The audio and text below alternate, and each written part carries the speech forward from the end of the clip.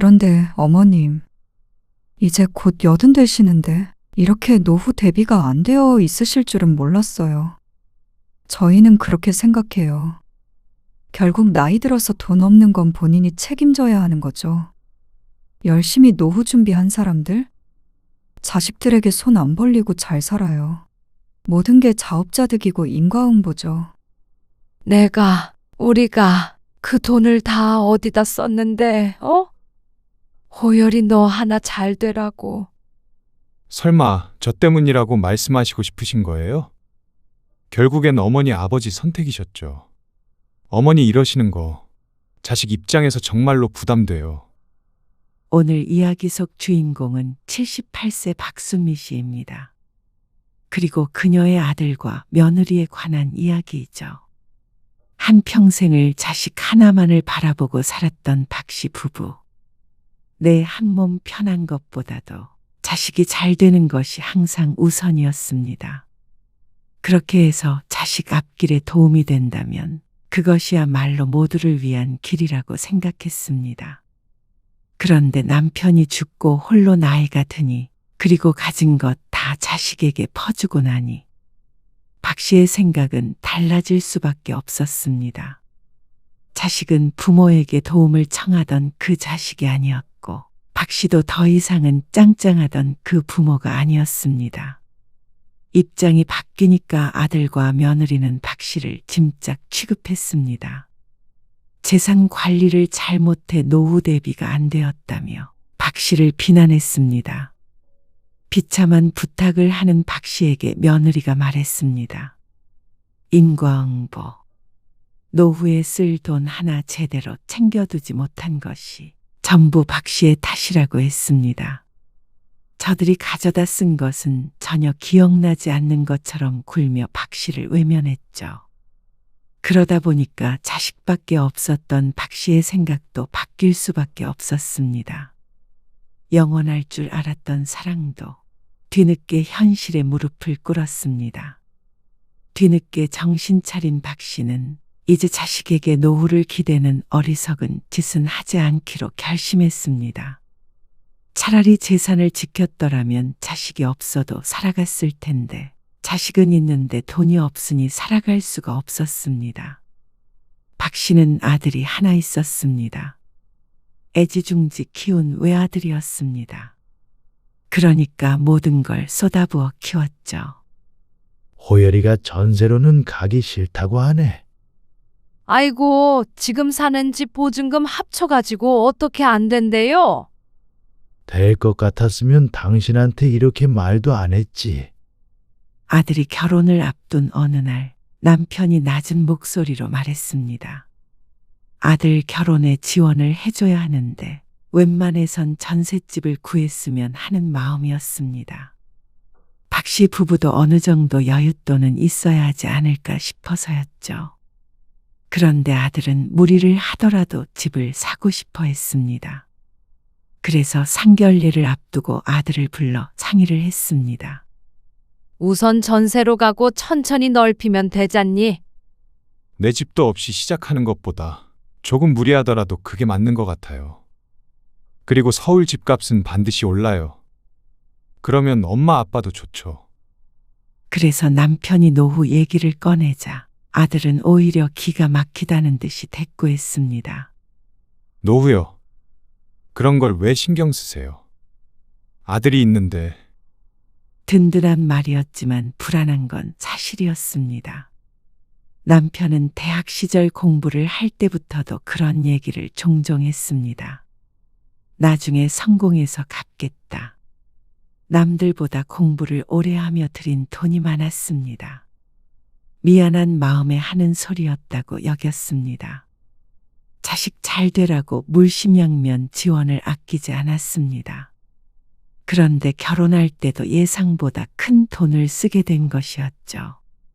결국 아들이 원하던 대로 집을 샀고 이듬해 식을 올렸습니다. 며느리는 혼수를 해왔고 말이죠. 그런데 정작 몇 년 후에 집값이 오르자 엄마 아빠도 집값이 오르면 좋을 거라고 했던 말과는 달리 박 씨 부부에게 떨어지는 것은 전혀 없었습니다. 박씨 부부가 살던 집은 오르지도 않았고 말이죠.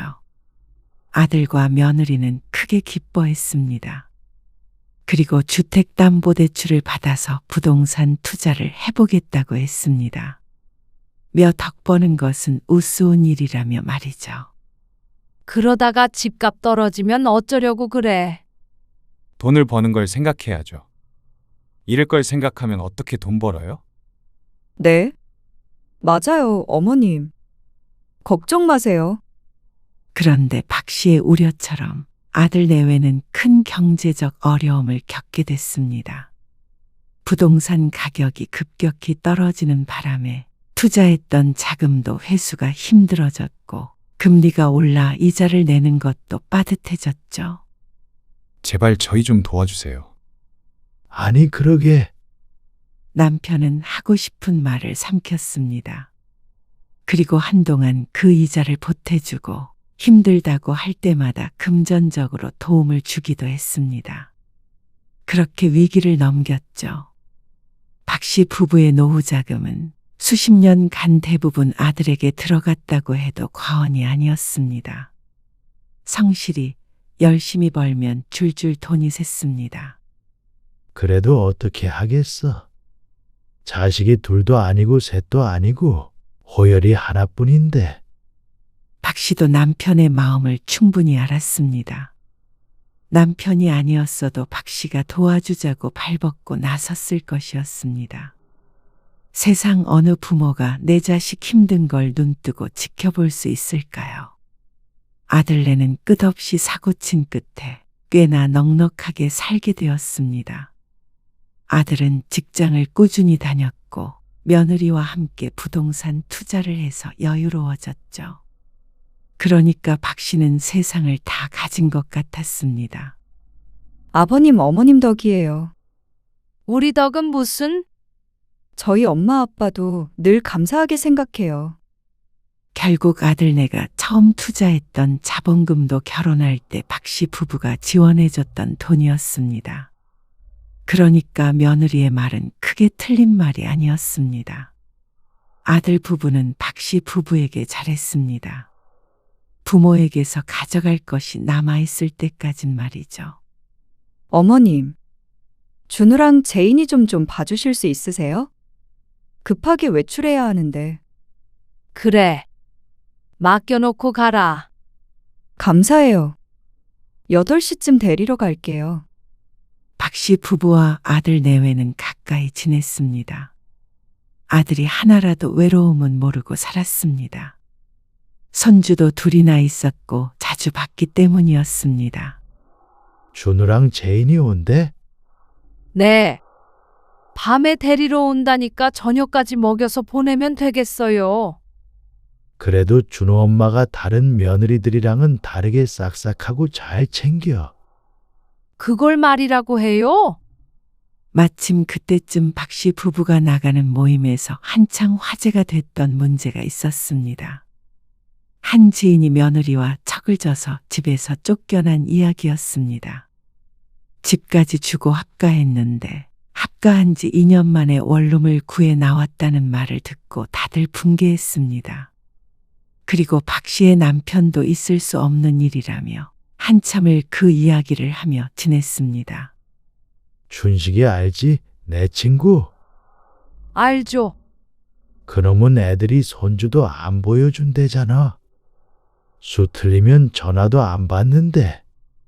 어이구, 뭐 그런 애들이 다 있어요? 그러니까 말이야. 우린 얼마나 복 받은 거야. 그러니까 애들 맡긴다고 하면 힘들다 소리 하지 말고 눈치도 주지 마라. 손주들을 자주 맡기기는 해도 그런 며느리들과 박 씨의 며느리를 비교할 수는 없었습니다. 내가 왜 눈치를 줘요? 내 손주들인데. 그런데 아들과 며느리는 서서히 변해갔습니다. 이제 더 이상 부모에게는 받을 게 없다고 여겨서였는지도 몰랐습니다. 저희 명절 아침에 가려고요. 왜? 전날에 안 오고? 집도 가까운데 뭐하러 잠까지 자요. 그래, 그러면 몇 시에 올 거야? 그냥 아침 식사할 시간 맞춰서 갈게요. 9시쯤? 그래. 알았다. 호열이 수요일에 안 온대? 목요일에 온대요.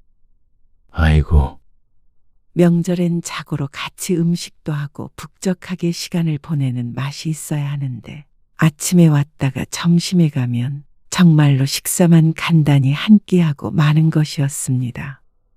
남편이 좋아하는 술도 한 잔 아들과 할 수 없었죠. 어머니, 주말에 오셔서 애들 밥 좀 챙겨주세요. 저희 어디 좀 가야 해서요. 주말에 네, 애들을 우리 집에 맡기면 안 되겠어? 왜요? 데려다 줄 시간까지는 안 될 것 같은데. 아버지 허리가 아파가지고 오늘 오전 내내 누워 계셨어. 혹시 몰라서 집에 있어야 할 것 같아. 아이고, 나이 들면 다 여기저기 아픈 게 당연하지. 자꾸만 누워있으면 오히려 더 병나요. 아, 그러니까 운동을 좀 하시라니까. 아들이 짜증스러운 말투로 대꾸했습니다. 그 목소리에 박 씨는 한숨을 쉬었습니다. 알겠어요. 데려다 놓을게요. 그래. 고맙다. 전화를 끊고 나서 박 씨는 스스로에게 황당했습니다. 아이들을 맡기는 건 아들인데 왜 박 씨가 고맙다고 한 것인지 자신이 생각해 보아도 참 이상했습니다. 박 씨의 이런 태도 때문에 아들 며느리가 뭐든 쉽게 부탁하는 게 아닌가 싶기도 했습니다. 아이들을 맡기기로 한 주말이 되기 전 목요일 점심에 며느리에게서 전화가 왔습니다. 어머님, 오늘 어디 안 가시죠? 집에 있는데 왜? 아, 다름이 아니라 제가 지금 외출해야 하는데 저희 집 세탁기가 고장났거든요. 애들도 있고 그러니까 아시다시피 저희 집 빨래가 많이 나오잖아요. 그래서 수리를 신청했는데 오늘 오후 2시 아니면 4일 뒤에 수리할 수 있다고 하더라고요. 오늘은 취소된 게 있어서 봐줄 수 있다고 하는데 혹시 어머님이 잠시 저희 집에 와서 고치는 것 좀 봐주실 수 있을까요? 아, 2시? 2시는 안 되는데. 오늘 아버지 허리 때문에 병원에 다녀오려고 그러거든. 침 맞으러. 아, 그걸 두 분이 가셔야 해요? 허리 아프다고 하시니까. 박 씨 부부는 그게 당연하다고 생각했습니다. 가벼운 감기는 혼자 다니지만 박 씨가 크게 아팠을 때도 남편이 부축이 필요할 때도 같이 병원에 갔죠. 그런데 아버지 병원보다도 세탁기가 급하다는 며느리. 에이, 그래도 일상생활하고 다 하시지 않으세요? 아니면 침을 좀 나중에 맞으셔도 되잖아요. 그러면서 정말 급하다고 하소연했습니다. 빨래가 이틀치가 이미 밀려있는 상태라고 하면서 말이죠. 어머님, 부탁 좀 드릴게요. 아이고, 알았다.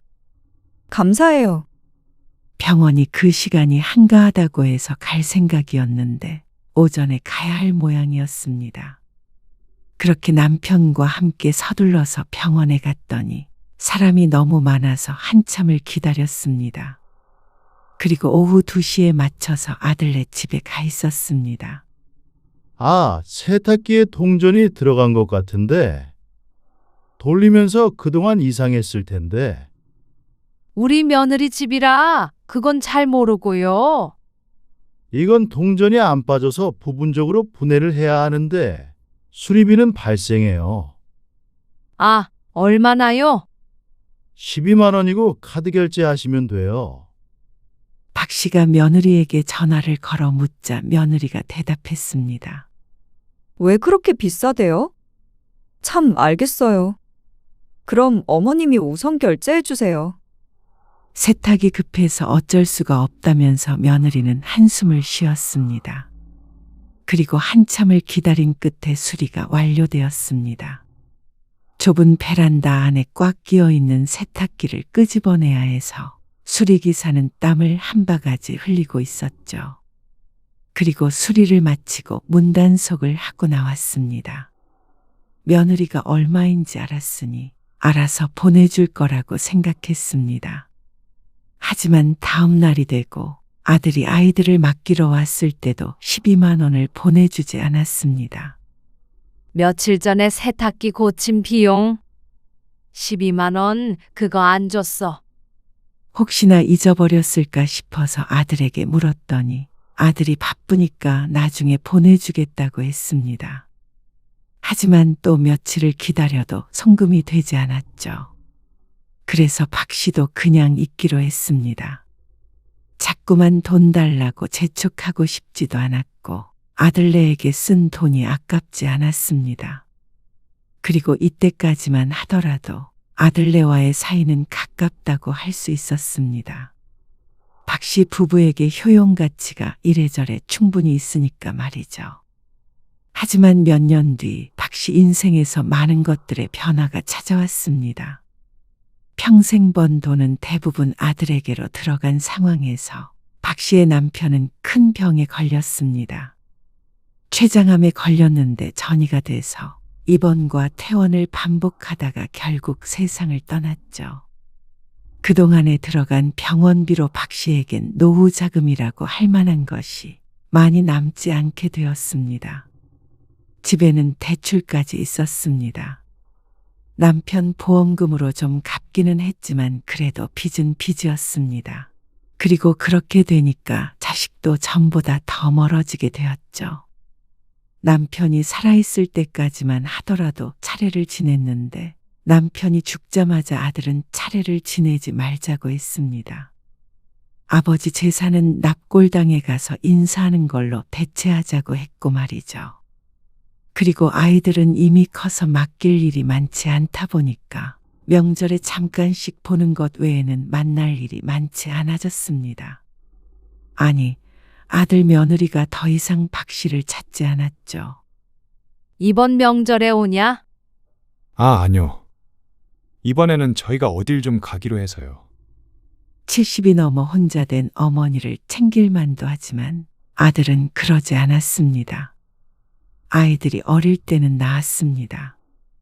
적어도 자식 손주들은 자주 봤으니 말이죠.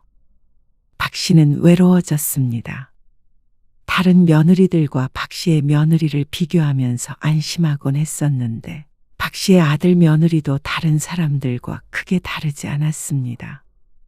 도움이 필요할 때는 부담스럽다는 이유로 외면했죠. 임플란트 하셔야 해요. 부분적으로 틀니도 하셔야겠고요. 치과 열심히 다니시지 그러셨어요. 어느 날 치아와 잇몸이 너무 아파서 참다 못해 방문한 치과. 의사에게 무척 달갑지 않은 말을 들어야 했습니다. 임플란트라는 말이 노인들에게 가장 무서운 말 중 하나였습니다. 돈이 얼마나 들어요 그러면? 300만 원 정도 생각하셔야 해요. 기간도 좀 걸릴 거고요. 아, 300만 원이요. 그렇게 큰 돈을 치과에 쓰기가 너무나 아까웠습니다. 하지만 오죽했으면 박 씨가 자발적으로 치과에 찾아갔을까요? 그날은 그냥 돌아왔습니다. 300만 원이라는 돈이 너무 큰 부담으로 다가왔습니다. 2달은 충분히 생활할 수 있는 돈이었으니 말이죠. 아이고, 임플란트 그거 아직도 고민 중이야. 경로당에 있다가 함께 있던 친구가 타박을 했습니다. 그냥 아들한테 말해서 해. 자식이 해줘야지 누가 해줘? 너무 비싸잖아. 그 정도면 자식 키운 값의 100분의 1도 안 돼. 아들도 잘 산다면서 뭐가 문제야? 그만한 돈 없겠어? 평소에 박 씨가 아들 자랑을 좀 해놨더니 친구는 더욱 박 씨를 이해하지 못하는 눈치였습니다. 우리 딸은 없이 살아도 내 이빨은 다 해줬어. 그러면서 악어마냥 입을 벌리고 손가락으로 여기 하면서 치아 하나하나를 짚었습니다. 아이고, 알았어. 나도 할 거야. 자식에게 임플란트 좀 해달라고 말하는 게 쉬운 부모도 있겠지만 박 씨는 아니었습니다. 나이 들어서도 자식에게 부담을 주고 싶지는 않았으니 말이죠. 하지만 인정해야 했습니다. 70대 중반이 넘어가는 나이에 자식 아니면 누구에게 의지하고 살까요? 남편도 떠난 마당에 박 씨는 아들밖에 없었습니다. 그래서 박 씨는 아들과 통화를 하다가 넌지시 이야기를 꺼내 보았습니다. 이번에 치과에 다녀왔는데 말이야. 네. 뭐래요? 임플란트 해야 된다고 하더라고. 틀니랑. 아, 그래요. 아들은 대수롭지 않은 반응이었습니다. 놀란 것도 아니었고 걱정하는 것도 아니었고. 그래요. 한마디가 끝이었죠. 박 씨는 용기를 내어 한마디를 더 덧붙였습니다. 그게 근데 비용이 만만치가 않더라고. 얼만데요? 그제서야 관심을 보이는 아들. 300 정도 든다고 하더라. 아, 그제서야 박 씨의 의중을 눈치챈 아들이 낮은 목소리로 탄식 비슷한 것을 했습니다. 이번에는 놀란 것 같았습니다. 300만 원이요? 무슨 임플란트가 그렇게 비싸요? 부분적으로 틀니도 해야 한대. 잇몸이 약해서. 저도 해드리고 싶은데 애들 학원비며 뭐며 저 요새 등골 휘어요.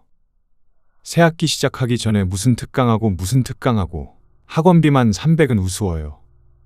게다가 둘이니까. 아이고, 애들 학원비가 그렇게나 많이 들어? 그게 최소 드는 돈이에요. 이것저것 자잘하게 더 들죠. 아들의 말을 듣고 보니까 박 씨의 치아는 급한 것도 아닌 것 같았습니다. 손주들의 공부가 더 중요한 문제였죠. 거기다가 대고 학원비 줄여서 내 임플란트에 보태라고 할 수도 없는 노릇이었습니다. 아들이 돈을 아무리 잘 벌어도 매달 돈이 그렇게나 나가면 여유가 없을 수도 있겠구나 싶었습니다. 다음에 해드릴게요. 여유 좀 생기면요. 아니야. 그냥 그만큼 든다는 소리였지. 아들에게 부담을 주려고 꺼낸 말은 아니었습니다. 그냥 혹시나 하는 마음의 한 소리였죠. 박 씨가 괜스레 미안해지는 순간이었습니다. 이런 부탁을 자식에게 했다는 게 부끄럽기도 했습니다. 결국 임플란트는 카드로 계산했는데 할부를 최대한 길게 설정했습니다. 조금이라도 부담을 덜어야 했으니 말이죠. 경로당의 친구에게는 아들이 해줬다고 했습니다. 이러쿵 저러쿵 설명하는 것도 구차해 보여서였습니다. 그런데 그날 이후로 아들은 박 씨가 병원에 간다는 말에 무척 예민해졌습니다. 아니, 박 씨는 그렇다고 느꼈습니다. 박 씨는 어느 날 갑자기 어지러움을 느껴서 동네 병원에 들렀다가 정밀 검사를 권유받았습니다. 검사 비용도 비쌀 뿐더러 혹시나 큰 병인가 싶어서 걱정되는 마음에 아들에게 전화를 걸어 상의했습니다. 왜 어지러우신 건데요? 그걸 모르니까 검사해보자고 그런 거지. 혈압 문제도 있고. 그러자 아들이 한숨을 어찌나 크게 쉬던지 박 씨의 어깨가 움찔거렸습니다. 나이 들면 좀 어지럽고 그럴 수도 있는 거죠. 저도 그래요. 갑자기 일어나면 현기증도 나고. 그런다고 일일이 그런 거 찍어요? MRI. 낮은 음성으로 쏘아붙이는 아들의 목소리에 박 씨는 주눅이 들었습니다. 제 딴에는 심각하게 고민이 되어서 전화를 건 것이었는데 아들은 아무것도 아닌 일로 병원에 가서 돈만 쓴다면서 불만스레 말했습니다. 그런 거 검사하는 거 다 보험으로 되는 건 아니잖아요.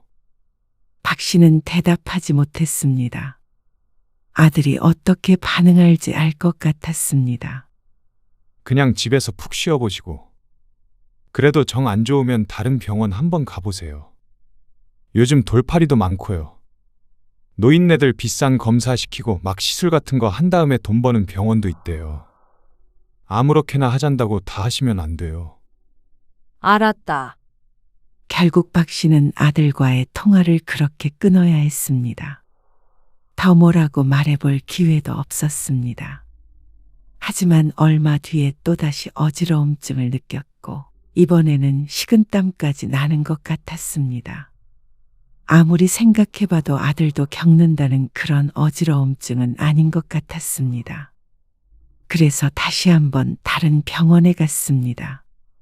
똑같은 병원에 갔다가는 아들에게 한 소리 들을 것 같아서였죠.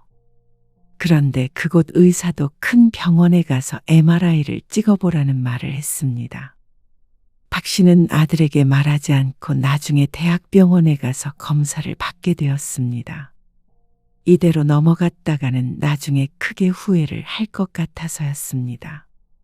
돌봐줄 남편도 없는데 박 씨가 아프면 고생하는 것은 결국 자식인 아들 호열이라고 생각했으니 말이죠. 그리고 검사 결과 걱정했던 것처럼 죽을 병에 걸린 것은 아니었습니다. 다만 문제가 없는 것도 아니었죠. 뇌경색 초기 흔적이 조금 있어요. 지금은 괜찮아 보이지만 안심할 수는 없어요. 약 꾸준히 드시고 정기적으로 검사하면서 관리하셔야 해요. 병원을 나서는데 걱정이 앞섰습니다. 죽을 병은 아니었어도 충분히 문제가 될 만한 상황이었습니다. 매달 드는 약값과 병원비까지 하자면 한숨이 나왔습니다. 보험 외적으로도 상당히 돈이 들 것 같았습니다. 박 씨는 벤치에 잠시 앉아서 한참 있었습니다. 그리고 집에 돌아와 잠시 고민하다가 휴대폰을 들었습니다. 그래도 아들에게 상황이라도 알려줘야 하나 싶었습니다. 하지만 이내 고개를 저었습니다. 아니야, 됐다. 괜한 걱정을 시키기도 싫었고 이런 얘기를 했다가는 돈 달라는 소리밖에 더 되겠나 싶었죠. 박 씨는 앞날이 조금 막막하게 느껴졌습니다. 오래 살아도 건강하게 살아야 하지. 아프면서 오래 살면 재앙이나 다름없다고 생각했습니다. 남편도 끈질기게 투병했지만 남은 것은 한 줌 재가 되어버린 육신과 빚이었습니다. 아픈 것이 두려운 게 아니라 그 뒤에 남겨지는 것들이 무서웠죠. 박 씨는 거실 테이블 앞에 앉아서 가계부를 열었습니다. 전혀 사치를 부리지 않아도 한 사람이 살아가는 데 드는 비용은 꽤나 컸습니다. 물가의 영향도 많이 받았고 이번처럼 병원에 다녀온다거나 보일러를 고친다거나 그런 사건이라도 있으면 구멍이 나곤 했죠. 10년 전까지만 하더라도 이 정도 일에 걱정을 할 정도는 아니었는데 그동안 많은 것이 바뀌었습니다. 그러던 어느 날이었습니다. 박 씨는 아들에게 아쉬운 소리를 할 수밖에 없었습니다. 결코 원하지는 않았지만 말이죠. 아이고, 우리 딸도 요즘 죽는 소리 해. 무슨 이자를 그렇게 많이 내라고 하는 건지. 그래서 집을 팔고 싶어도 집값 떨어져서 팔지도 못하고 말이야. 집값보다 대출이 더 많게 생겼으니 젊은 사람들 죽어나지. 그리고 그 말을 듣고 못 웃는 사람들 중 하나가 박 씨였습니다. 박 씨도 주택담보대출을 받은 것이 꽤 금액이 컸는데 그것에 대한 이자와 원금을 내느라 요새 등골이 휘었습니다. 나이 들어 수입은 없었고 가진 것과 연금으로 살아야 하는데 가진 것은 집 한 채뿐이었고 연금으로는 한 사람이 살아갈 수 없는 금액이었습니다. 그런 와중에 이자를 그렇게 내라고 하면 정말로 박 씨 보고 죽으라고 하는 것이나 마찬가지였습니다. 남에게 그런 속사정까지는 다 하지 못하고 박 씨는 혼자서만 끙끙 앓았습니다. 그리고 이자가 연체되었을 때 박 씨는 다른 수가 없어서 아들을 찾아갈 수밖에 없었습니다. 아니, 그 정도 이자도 못 갚으실 거면 돈을 빌리지 마셨어야죠. 네 아버지 병원비도 있고. 그리고 아들에게 들어간 돈도 일부 있었습니다. 오래전에 아들이 부동산 투자를 하겠다고 해서 빌려줬던 돈이었습니다. 사실상 준 것이나 마찬가지였죠. 그 당시 상황을 아들도 충분히 알고 있었습니다. 담보대출을 권유한 것도 아들이었으니 말이죠. 그런데 이제 와서 그런 일은 다 잊었다는 듯이 박 씨를 탓하고 있었습니다. 얘기만 들어보면 꼭 박 씨가 그 돈을 허튼데 쓴 것처럼 말이죠. 박 씨는 이를 꼭 깨물었습니다. 남편이 낫고 나면, 그리고 아들네가 사정이 좋아지면 충분히 갚을 수 있는 돈이라고 생각했습니다. 하지만 남편은 죽었고 아들은 그 뒤로도 몇 차례 손을 벌렸습니다. 그리고 사정이 나아진 뒤에도 한 번 떠난 돈은 다시 돌아오지 않았습니다. 이자 못 갚으면 나 함께 생겼어. 내가 오죽하면 널 찾아왔겠니? 아들에게 부담을 주는 것은 박 씨로서는 정말로 하고 싶지 않은 것이었습니다. 거절을 당했던 일도 여러 차례 있었지만 그보다도 내가 사랑하는 아들에게 짐을 지워주고 싶지 않은 마음이 컸습니다. 특히나 집 문제처럼 큰일은 말이죠. 하지만 이 나이에 정말로 길거리에 나앉을 수는 없었습니다. 차라리 얼른 그 집을 팔아버리세요. 그래서 작은 집 월세라도 구하면 그게 나을 수도 있어요. 아들의 말에 박 씨는 할 말을 잃었습니다. 집을 팔려면 팔겠지만 그렇게 급하게 팔려면 헐값이어야 했습니다. 그러면 대출을 갚고 남는 돈으로 집을 구하고 앞으로를 살아가야 했습니다. 대출을 갚아야 하는 입장도 힘들긴 했지만 내 집이 있고 없고는 비참한 정도가 달랐습니다. 그리고 박 씨가 이렇게 아들을 찾아온 이유는 있었습니다. 지금 박 씨의 상황이 옛날 아들의 상황과 별반 다르지 않기 때문이었습니다. 그때는 아들이 하도 힘들다고 해서 박 씨 부부가 돈을 대줬었습니다. 그래서 결국 아들도 이렇게 일어설 수가 있었던 것이었죠. 물론 나도 이렇게 했으니 너도 똑같이 해라. 이런 신보는 아니었습니다. 다만 자식이라면 부모가 자식에게 했던 것만큼은 아니더라도 최소한의 책임감은 있을 거라고 생각했습니다. 저희도 애들 대학도 보내야 하고요. 보이는 것처럼 그렇게 여유롭지는 않아요. 어머님, 며느리의 말에 박 씨가 아들네 집을 둘러보았습니다. 40평이 넘는 아파트, 수백의 학원비, 그리고 집이 경매에 넘어갈 것 같은 부모. 참 어울리지 않는 조합이었습니다. 요즘 자식들이 아무리 매정하다고 하나 이 정도까지 피도 눈물도 없을 줄은 몰랐습니다. 그런데 그때 아들이 땅이 꺼져라 한숨을 쉬며 말했습니다. 일단 몇 달은 저희가 도와드릴게요. 근데 제가 말했던 것처럼 집을 얼른 팔아보세요. 부동산 경기가 안 좋아 자신들도 손해가 크다면서 앞으로도 더 떨어질지도 모른다고 경고까지 해주었습니다. 박 씨는 아무 말 없이 앉아 있었습니다. 그런데 며느리가 박 씨에게 결정타를 날렸습니다. 그런데 어머님, 이제 곧 80 되시는데 이렇게 노후 대비가 안 되어 있으실 줄은 몰랐어요. 저희는 그렇게 생각해요.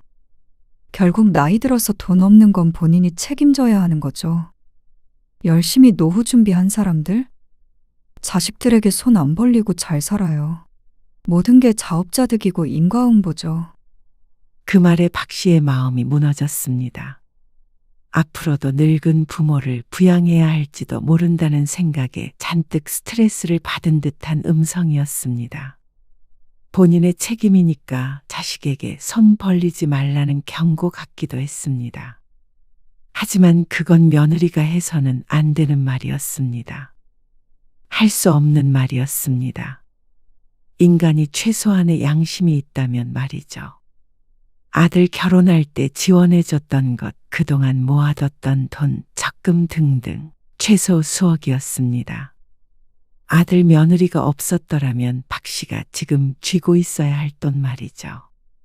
그걸 홀랑 벗겨먹고는 이제 와서 인과응보니 자업자득이니 하는 괴상한 말을 하는 며느리 때문에 박 씨는 와르르 무너졌습니다.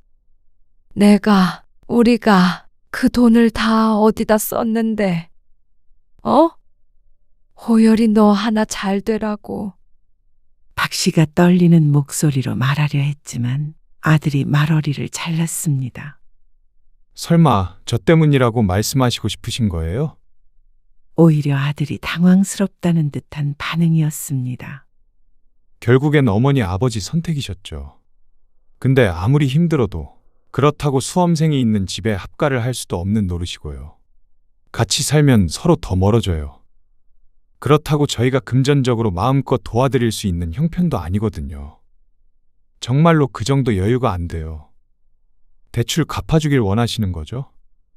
저희도 돈 여기저기 많이 묶여 있어요. 집값 떨어져서 저희도 힘들어요. 아시잖아요. 아들은 주저리 변명이 길었습니다. 박 씨가 혹시라도 자신의 집에서 산다고 할까봐 무섭기라도 한 모양이었습니다. 그러면서 선심 쓴다는 듯이 그 자리에서 박 씨의 통장으로 200만 원을 보내주었습니다. 그게 꼭 적선이라도 받은 것처럼 비참했습니다. 자식에게 받은 것인데도 말이죠.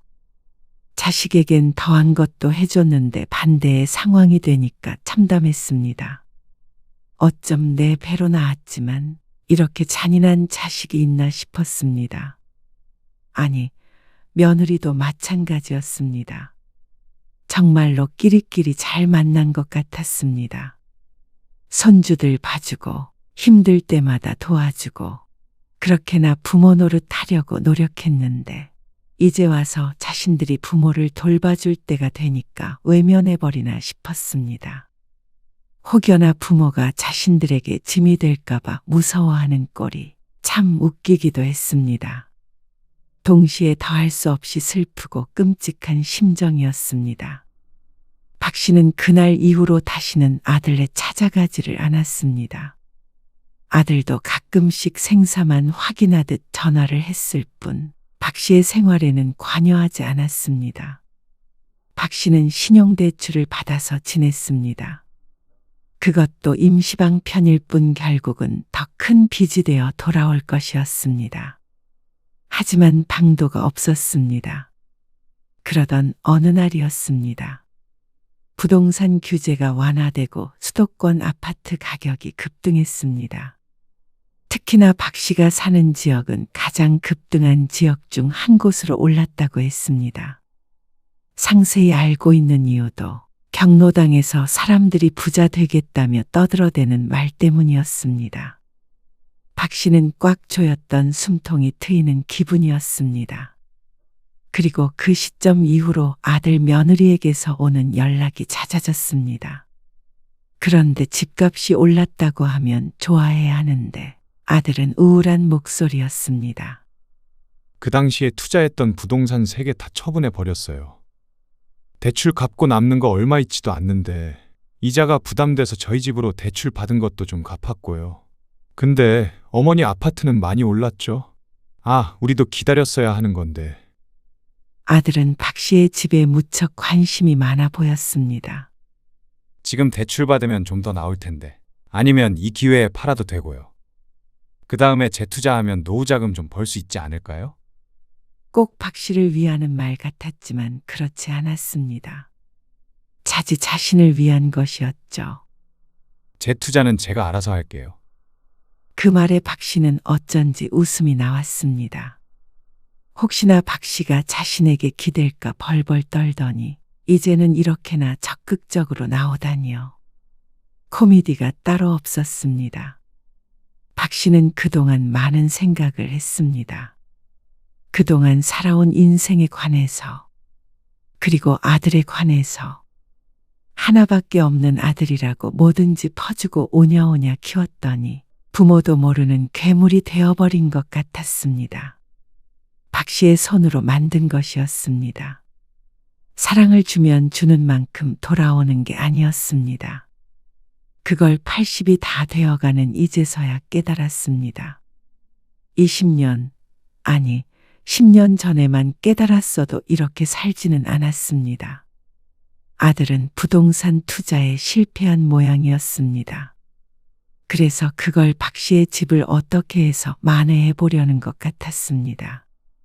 하지만 박 씨도 이 정도까지 왔는데 스스로 죽는 길을 택할 리가 없었습니다. 이제는 그러지 않았습니다.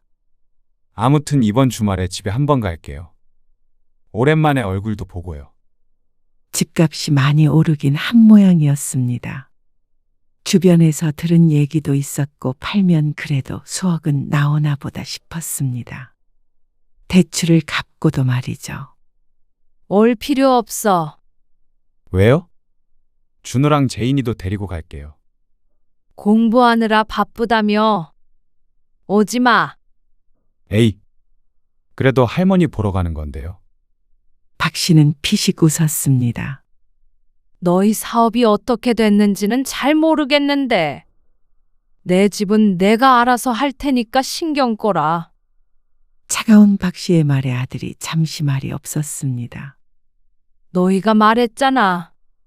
노후는 내 책임이라고. 그래서 이제 나도 내가 스스로 책임지고 살게. 너희한테 봉양하라고 안 한다. 걱정 붙들고 너희도 너희 알아서 살아. 아이, 어머니 왜 그러세요? 엄마한테 해대는 거 하려는 거 아니에요. 돈 때문에 힘들어 하셨잖아요. 그래서 그 걱정 덜어드리려고. 아니, 날 바보로 알아? 내 집 팔고 어디 한적한 시골이라도 내려가련다. 시골이요? 어디요? 어디든 가진 돈으로 혼자 먹고 살 수 있을 만한 곳으로. 박 씨는 이곳에 미련이 없었습니다. 이번이 마지막 기회일지도 몰랐습니다. 아들 때문에 잃은 돈 메꾸어서 떠나고 싶었습니다. 자식도 이제는 없는 셈치고 살고자 했습니다. 그렇다며 더 이상 여기에 있을 이유가 없었습니다. 아니, 파는 건 좋은데 그걸 그렇게 생활비로 다 써버리면 아까운 짓이에요. 아까운 짓을 해서 말년에 빈털터리가 돼도 너네한테 손 안 벌릴 테니까. 너도 이제 부모 피 빨아먹을 생각 그만하고 살아. 피를 빨아먹는다고요? 그래. 피 빨아먹고 나 몰라라 한 자식에게 내가 앞으로 한 푼이라도 내어줄까? 어머니, 그런 게 아니고 저희도 그 당시에는 힘들었으니까 그랬죠. 200만 원도 드렸잖아요. 그게 최선이었어요. 200 가지고 명함 내밀지 말어라. 2억을 줬어도 한참 부족한 걸 너는 알 테니까. 그러자 아들이 입을 꼭 다물었습니다. 아파도 병원비 때문에 병원에 가지 말라는 자식. 부모가 이빨도 없이 다녀도 신경도 안 쓸 자식. 집이 경매에 넘어가서 길거리에서 자도치들 배만 부르면 장땡인 자식. 그게 너야. 사업이 잘 안 됐다고? 자업자득이다. 인과응보. 어리 빠진 아들의 표정을 바라보았습니다. 부모 자식의 연은 여기까지 하자. 남들은 집값이 더 오를 것 같다며 지켜봐야 한다고 난리였습니다. 그런데 박 씨는 어느 정도 오르자 미련 없이 팔아버렸습니다. 그리고도 쥔 돈은 상당했습니다. 그리고 박 씨는 여동생 부부와 친척 몇이 있는 고향으로 내려갔습니다. 그래도 완전히 혼자는 아니었죠. 어쩌면 나에게 바라는 게 없는 그 정도 관계가 부모 자식보다 훨씬 나았습니다. 박 씨의 삶은 전보다 훨씬 나아졌습니다. 당연했습니다. 시골에 있는 작은 아파트는 몇 천이면 샀습니다. 물론 새 아파트는 아니었지만 말년에 10년 정도 살기에는 딱 좋았습니다. 그러고도 병원비며 생활비며 혼자서 소소하게 살아갈 만큼은 있었습니다. 물론 사람마다 생각이 다르기에 크다면 크고 작다면 작을 수 있는 돈이었습니다. 하지만 박 씨에게는 충분했습니다. 연금까지 잘 이용하면 자식에게 끝까지 손 안 벌리고 살 수 있을 것 같았습니다. 좀 더 젊은 나이였다면 더 막막했을 수는 있겠지만 말이죠. 언니, 좀 걸으러 가자.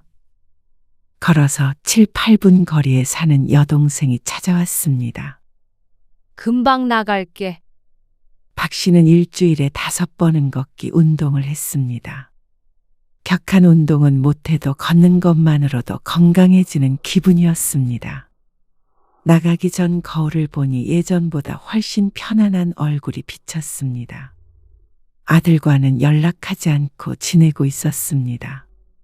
하지만 전처럼 외롭거나 쓸쓸하지 않았습니다. 오히려 이제서야 모든 것에서 벗어나 홀가분해진 것 같았습니다.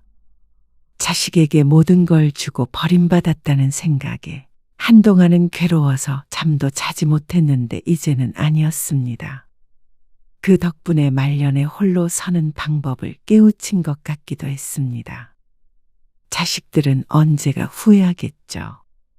손자, 손녀에게서 똑같은 일을 당할 수도 있었고, 박 씨가 죽은 뒤에 눈물을 흘리며 후회할 수도 있었습니다. 하지만 그때까지 박 씨는 기다리지 않기로 했습니다. 자식은 자식대로, 부모는 부모대로. 이제는 내 삶을 살아갈 시간이라고 생각했습니다. 며느리가 했던 말대로 내 삶은 내가 책임지는 것이니 말이죠.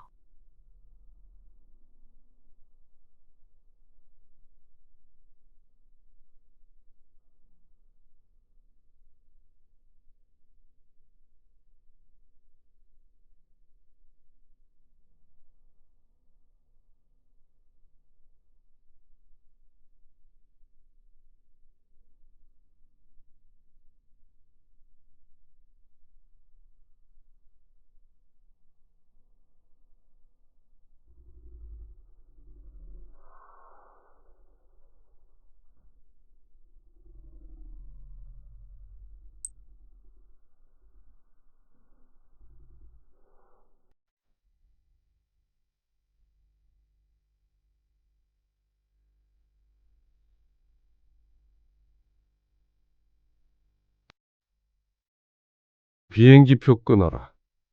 네?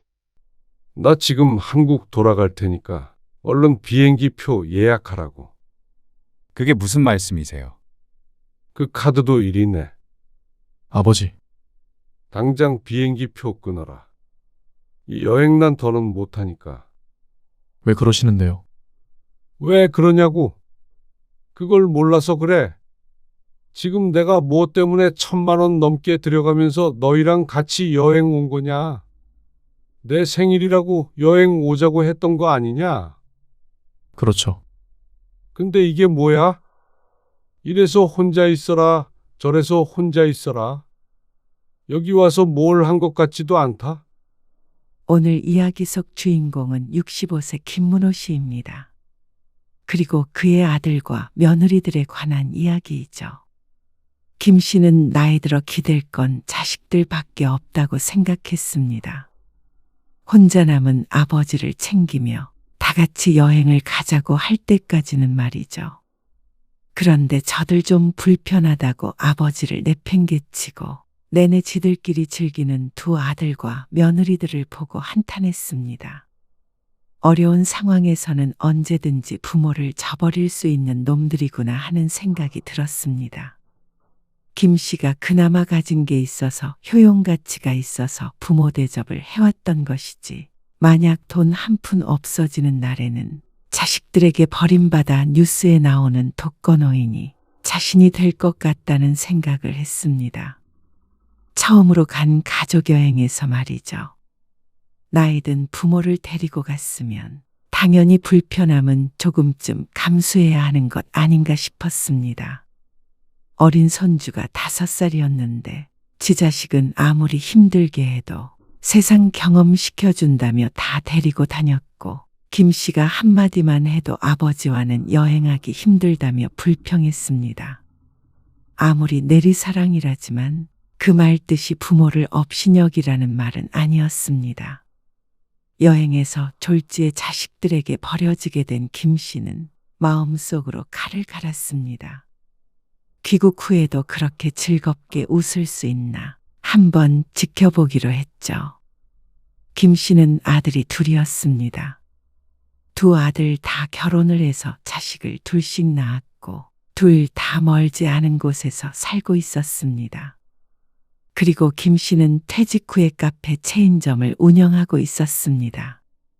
부동산이 있어서 월세가 나와 노후는 크게 걱정이 없었지만 그래도 아직 젊은데 놀면 뭐하나 싶은 마음에 차린 것이었습니다.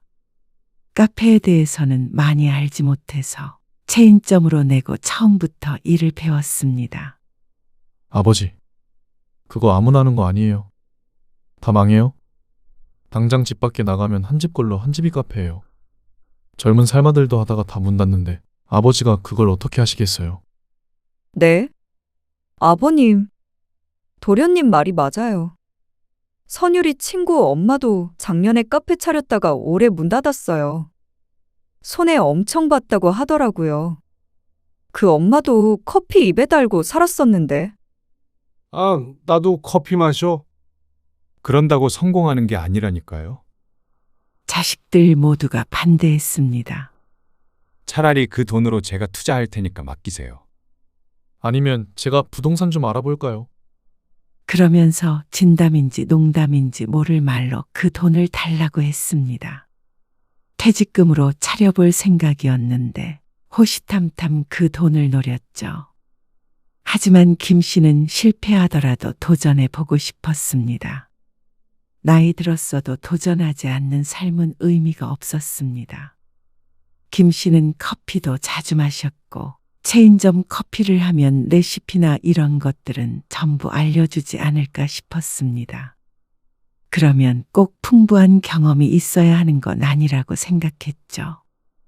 실패를 감수한 무모한 도전이었지만 의외로 결과는 좋았습니다. 어서 오세요.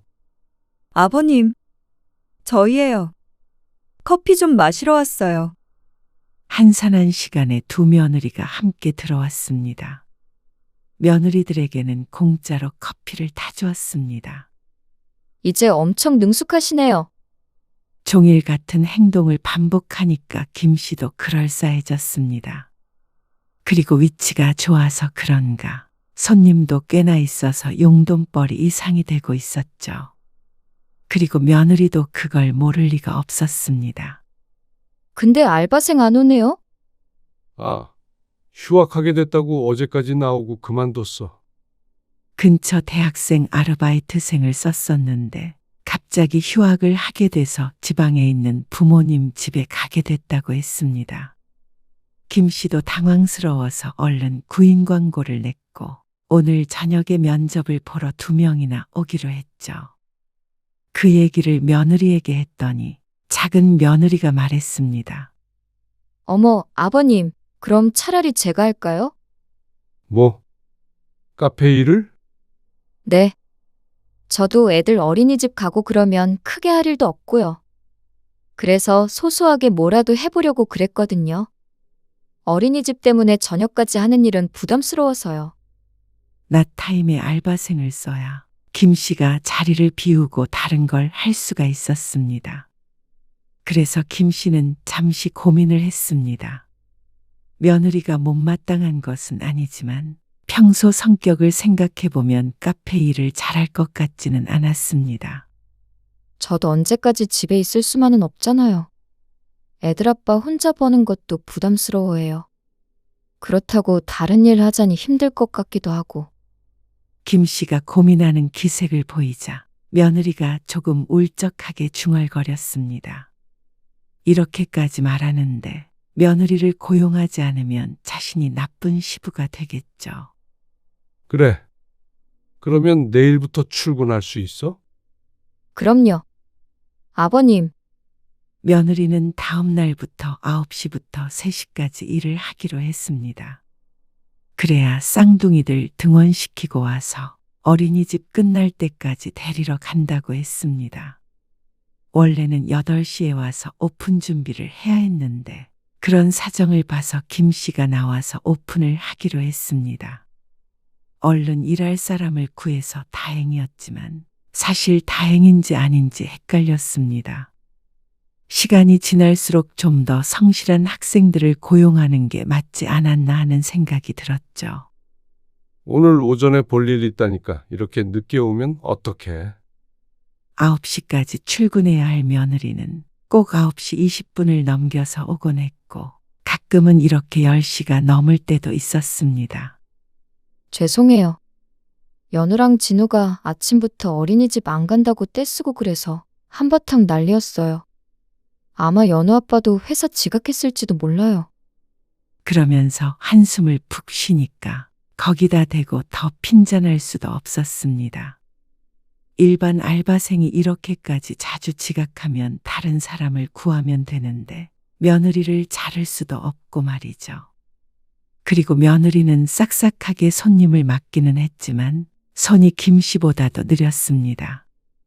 벽에다가 음료를 만드는 방법을 적어서 붙여놨는데도 여전히 외우질 못하고 재료 하나 넣고 보고 또 재료 하나 넣고 확인하고를 반복하고 있었습니다.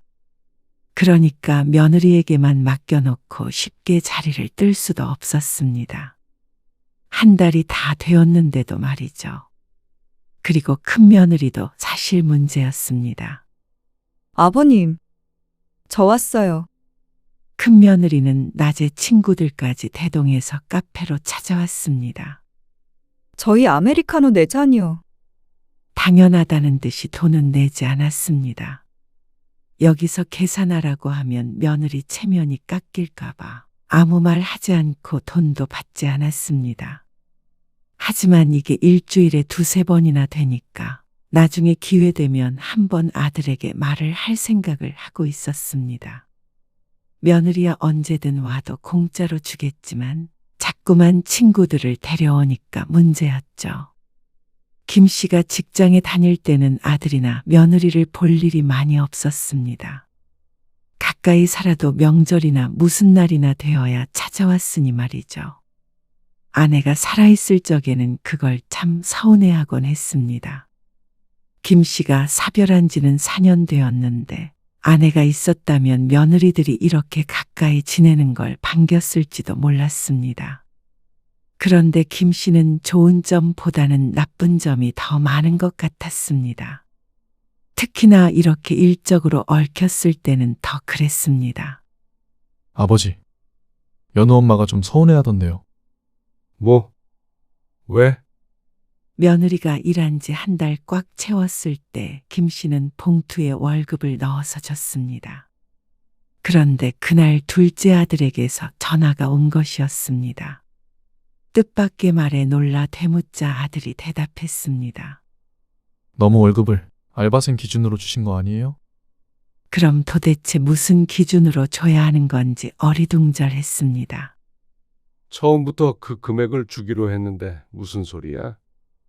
에이, 그래도 가족인데 너무 짜게 구시는 거 아니에요? 어려우신 것도 아니고. 황당한 말에 인상을 찌푸리게 되었습니다. 일한 만큼 돈을 받는 건 당연한 거 아닌가 싶었습니다. 며느리가 실제로 그보다도 덜 일하기도 했고 말이죠. 싫으면은 처음부터 말했어야지. 월급 주니까 부족하다고 그래. 그게 아니고요. 그래도 좀 더 챙겨주셨으면 좋았겠다. 이 말이죠. 아들이 멋쩍은 듯 중얼거렸습니다. 그러더니 말을 덧붙였습니다. 아니에요. 아버지, 그냥 해본 말이에요. 김 씨는 말없이 전화를 끊었습니다. 김 씨가 경제적으로 여유가 있는 것은 맞았지만 그렇다고 자식들에게 무분별하게 돈을 주어야 하는 것은 아니었습니다. 결혼할 때 두 아들에게 할 만큼 충분히 하기도 했고 말이죠. 그런데 또 아들에게 말했던 것처럼 매정한 성격도 못 되었습니다. 다음 달부터는 작은 며느리의 월급을 넉넉하게 챙겨주었습니다. 그래도 시아버지랑 일하는 게 쉽지 않을 텐데 고생한다는 의미에서 말이죠. 아버님, 감사해요. 그러니까 며느리는 정말 좋아했습니다. 큰 며느리는 그럴 줄 알았으면 자기가 했어야 했다고 농담했죠. 이렇게 더불어 사는 것도 나쁘지 않다고 생각했습니다. 은퇴하고 한동안 참 적적하고 외로웠는데 자식들 때문에 말년은 외롭지 않겠구나 싶었죠. 그런데 마냥 좋을 수만은 없었습니다. 오빠, 생일 축하해. 그래. 고맙다. 오늘 뭐 애들이랑 밥이라도 먹어? 카페 때문에 어디 여행은 못 갈 거 아니야? 뭐 그렇지. 아무튼 건강 관리 잘하고. 그래. 여동생과의 통화를 끝마친 김 씨가 한숨을 푹 내쉬었습니다. 점심쯤 혼자 집에 있는데 처음 전화를 받은 것이었습니다. 아침에 오픈도 이제는 며느리가 해서 김 씨는 출근하지 않았는데 자식들에게선 전화 한 통 없었습니다. 차마 여동생에게는 자식들이 연락도 없다는 소리는 하지 못했습니다. 여행이 어쩌고 하는데 여행은커녕 생일이니까 밥 한 번 먹자고도 안 하니 말이죠. 오후가 되어 김 씨가 카페에 출근을 했습니다. 김 씨를 본 작은 며느리가 앞치마를 벗었습니다. 아버님, 저 좀 일찍 가볼게요. 애들이 코를 훌쩍거린다고 하네요. 그래. 알았다. 며느리는 몇 마디 더 말을 붙이기도 전에 쌩하고 가버렸습니다. 그리고 시간이 지나고 또 지나도 자식들은 깜깜무소식이었습니다. 미역국을 얻어먹기를 바란 것도 아니고 선물도 필요 없지만 그래도 생일인 줄은 알고 있어야 하는 것 아닌가 싶었습니다. 작년에는 그래도 아들들에게선 전화가 왔었는데 다 같이 작정하고 까먹은 건지 어쩐 건지 퇴근할 때도 김 씨는 쓸쓸했습니다. 그런데 밤 늦은 시간에 큰아들에게서 전화가 왔습니다. 아버지, 오늘 생신이셨죠? 죄송해요. 제가 하루 종일 정신이 없어서 전화드려야지 하고 깜빡했어요. 아니다. 괜찮아. 미역국은 드셨어요? 미역국을 뭘 먹어? 번거롭게. 그래도 드시지. 아들도 미안한지 말끝을 흐렸습니다. 내내 서운했던 마음이 조금 풀리는 것 같기도 했지만 이미 시간이 저녁 10시 반이었습니다. 그리고 작은 아들은 여전히 연락이 없었죠.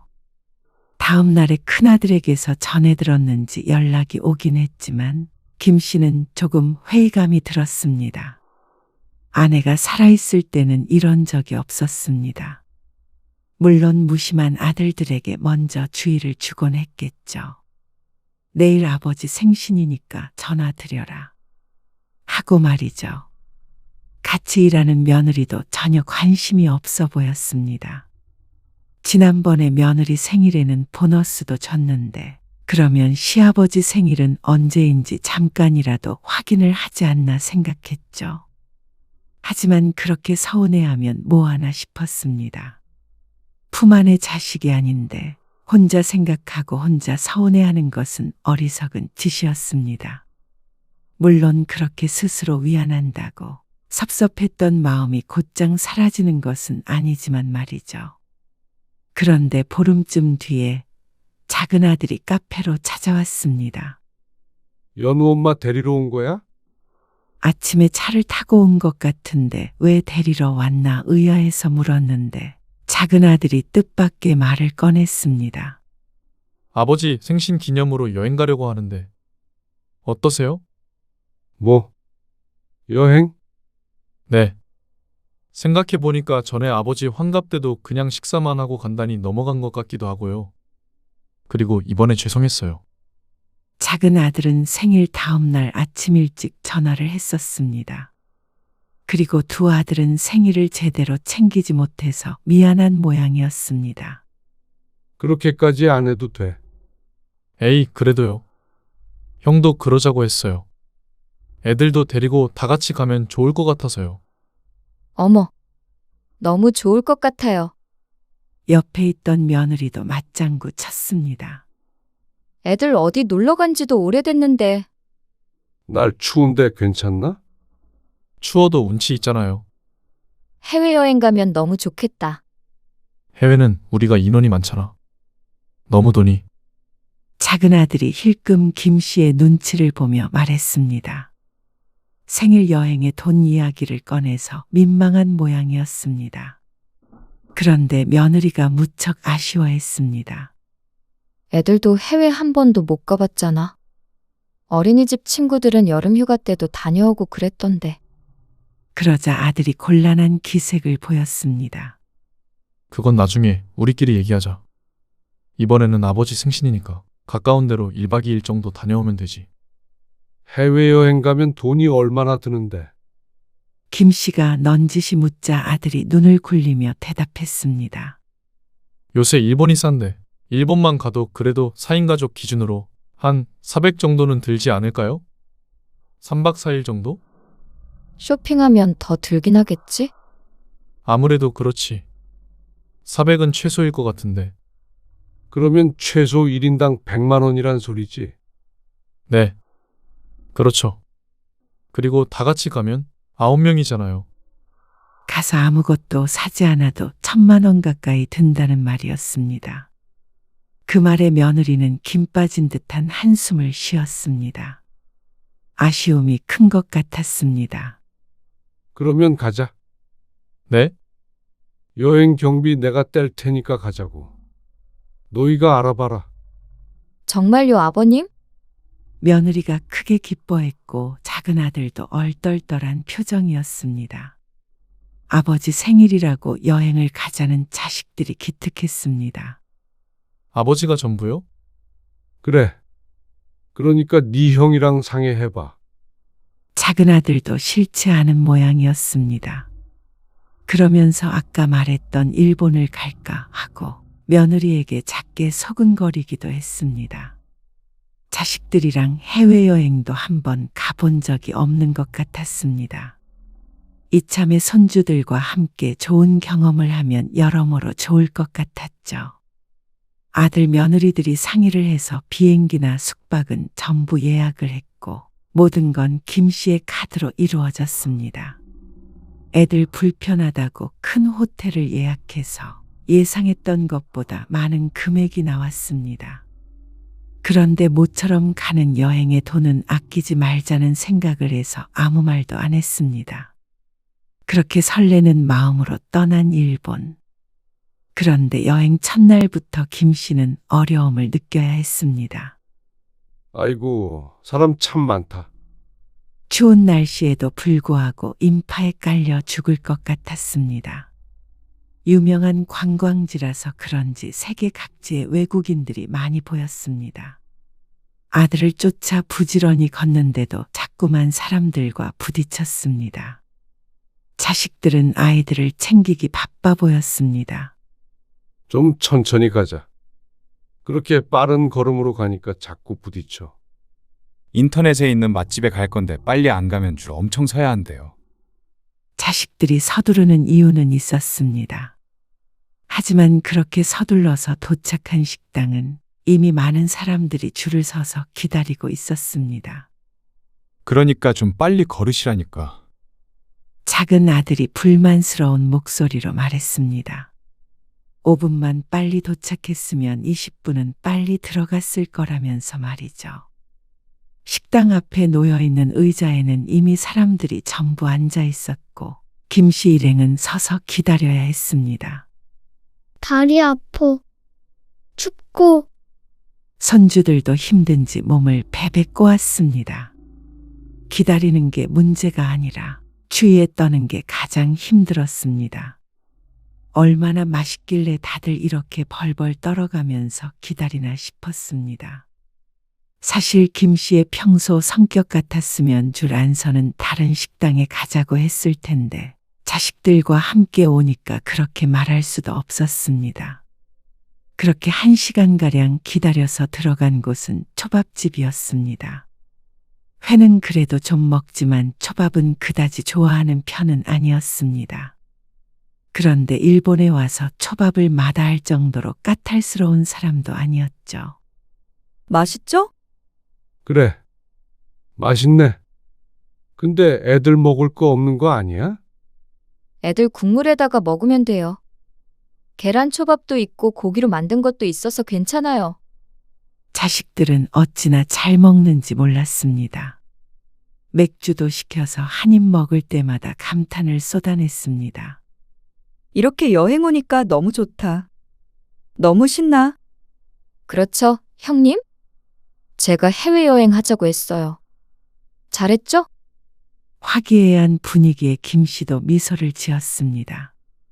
그렇게 몇 접시 먹고 나니까 김 씨는 배가 부르고 물렸습니다. 초장 같은 것도 없이 간장에다만 먹으려니까 느끼하기도 했죠.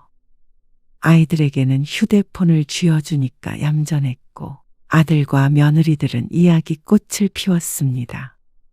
입맛에 안 맞으세요? 젓가락을 놓고 얘기만 듣고 있으니 아들이 물었습니다. 아니야.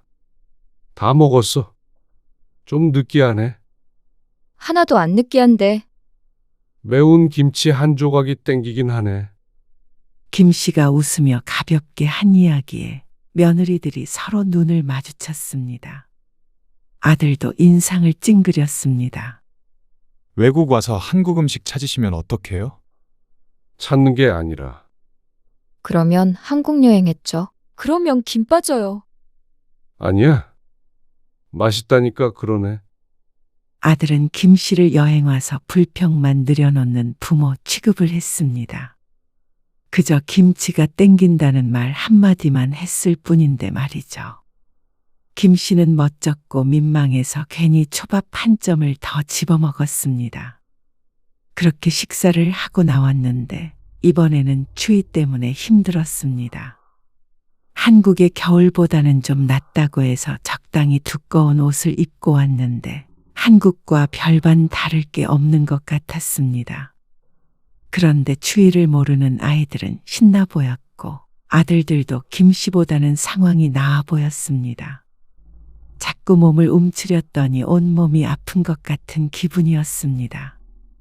아이고, 추운데 어디 좀 들어가자. 여기저기 구경한다면서 자꾸만 바깥을 돌아다니는데 이러다가 몸살이라도 날 것 같았습니다. 한 10년만 더 나이 들면 여행은 영 힘들 것 같았습니다. 김 씨의 말에 아들이 뒤를 돌아봤습니다. 저기 길 끝까지 다녀올 생각인데. 힘드세요? 다리 아프고 그런 게 아니라 너무 춥잖냐. 이럴 줄 알았으면 따뜻한 동남아로 가자고 할 걸 그랬습니다. 2시간은 돌아다닌 것 같은데 뭘 그렇게 더 볼 게 있는지 몰랐습니다. 잠깐이라도 카페 같은 데서 몸이라도 녹이고 싶었습니다. 저기 잠깐 들어갈까요?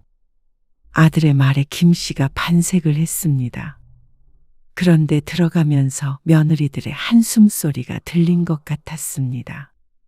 하지만 막상 들어가니까 무슨 샌드위치며 각종 디저트가 있어서 며느리들이 좋아했습니다. 그런데 다음날 김 씨는 황당한 얘기를 들었습니다. 저희 오늘 신사에 갈 건데. 거기는 위에까지 걸어 올라가야 해서 조금 힘드실 것 같은데, 그리고 오늘 엄청 춥대요. 어제보다. 며느리의 말에 한숨을 참았습니다. 이럴 줄 알았으면 어제 점퍼라도 하나 사야 했습니다. 하지만 이어지는 며느리의 말에 김 씨는 어안이 벙벙했습니다. 괜히 추위 속에서 떨지 마시고 오늘 호텔에 계시는 게 어떠세요? 아, 오래 있다가 올 건 아니고요. 금방 오긴 할 건데 오전에 좀 쉰다고 생각하세요. 언제 오는데? 1시? 2시? 그 말에 김 씨는 그냥 고개를 끄덕였습니다. 여행하러 왔는데 호텔에 있으라는 말이 잘 이해가 되는 건 아니었지만 자꾸만 추워하는 자신이 짐처럼 느껴졌을 것 같아서 김 씨도 아들 며느리를 생각해서 맞추자고 마음먹었죠. 그리고 그쯤 오면 같이 점심도 먹고 하면 되니까 오전에만 쉬자 싶었습니다. 아버지, 카드 가지고 갈게요. 필요한 거 없으시죠? 출출하시면 냉장고에 있는 거 드세요. 어제 편의점에서 산 거요. 큰아들이 모든 돈을 계산했는데 김 씨의 카드였습니다. 큰아들이 쭉 가지고 있었던 것이었습니다. 따로 일정을 소화하더라도 돈이 들 테니 김 씨의 카드를 들고 가겠다는 것이었습니다. 그래. 알았다. 알았다고 하기는 했지만 기분은 조금 그랬습니다. 같이 써서 드는 돈이 아니면 자신들 돈으로 쓸만도 한데 김 씨가 여행 경비를 쏘겠다고 하니까 정말 자기들 카드를 한 번도 꺼내질 않았습니다. 김 씨의 생일 기념으로 온 여행이었는데 말이죠. 그런데 그건 김 씨가 뱉은 말이 있기에 그렇다 쳤습니다. 혼자 남겨둔 것도 김 씨가 걱정되어서 그런 거라고 애써 생각하기로 했고 말이죠. 그런데 2시가 지나도 올 생각이 없는 자식들 때문에 김 씨는 점점 열이 올랐습니다. 조식을 가볍게 먹어서 너무 출출했는데 냉장고에 있던 주먹밥으로 허기를 달랬습니다. 차가워서 그다지 맛은 없었죠. 얘들이 도대체 왜 안 오는 거야? 연락도 없고. 휴대폰 통화가 되게끔 하고 왔는데 전화 한 통 없었습니다. 늦으면 늦는다 어쩐다 말을 해줘야 안 기다릴 텐데 말이죠. 김 씨는 큰아들에게 전화를 걸어보았습니다. 그런데 받지를 않았습니다. 작은 아들도 마찬가지였습니다. 메시지를 남겼지만 답장은 없었죠. 저들끼리 좋은 시간을 보내고 있느라 정신이 팔린 것 같았습니다. 그러니까 김 씨도 우라통이 터질 수밖에 없었습니다. 얘들은 내가 혼자 있다는 것도 까먹은 거 아니야?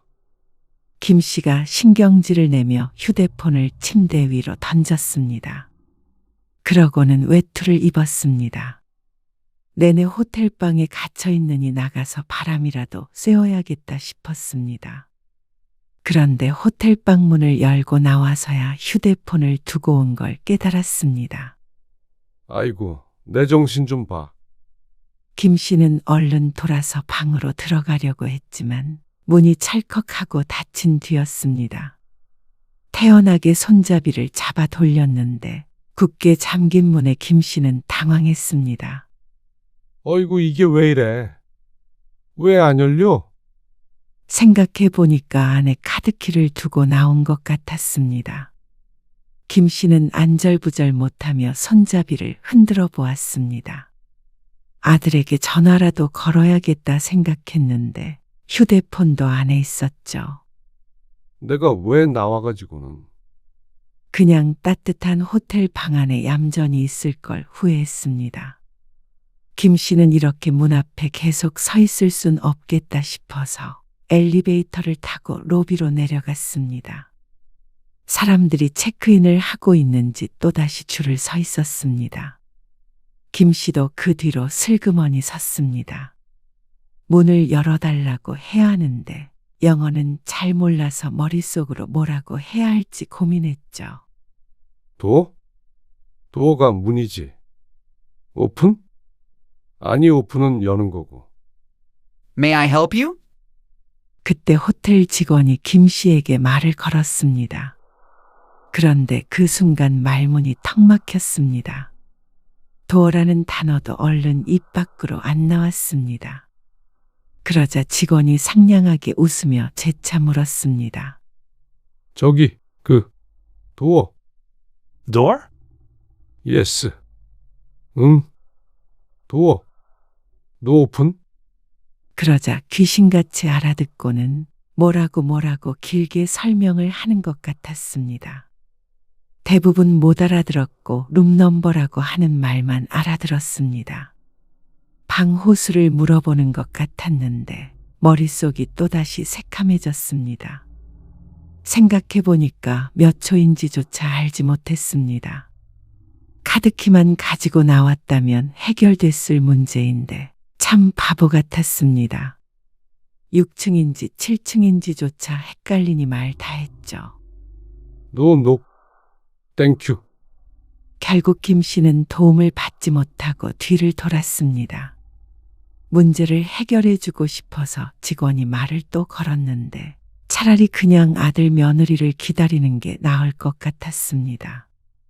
직원에게 손까지 흔들면서 인사를 하고 호텔 구석에 있는 소파에 앉았습니다. 혹시 눈이 마주치면 또 와서 도와준다고 할까봐 입구만 바라보고 있었죠. 그래도 아들이 곧 오긴 할 것이었습니다. 교통이 어떻게 되는지는 모르겠는데 조금 늦어지고 있는 것 뿐이라고 생각했습니다. 하지만 1시간이 지나도 오지 않았습니다. 그리고 2시간이 되어서야 아들네 일행이 얼굴을 보였습니다. 보자마자 안도감이 들면서 화가 치밀어 올랐습니다. 지금 시간이 몇 시냐고 호통이라도 치고 싶었습니다.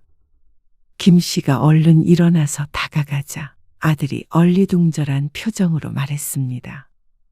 왜 나와 계세요? 너희는 왜 지금 오는 거야? 조금 늦어진다고 연락드렸는데 전화 안 받으셔서요. 주무시나 싶어서 밥 좀 먹고 왔어요. 밥? 네. 냉장고에 있는 거 드셨죠? 지들은 실컷 놀다가 밥까지 먹고 들어왔으면서 지금 냉장고에 있던 주먹밥과 빵 몇 조가리를 먹었느냐고 묻는 것이었습니다.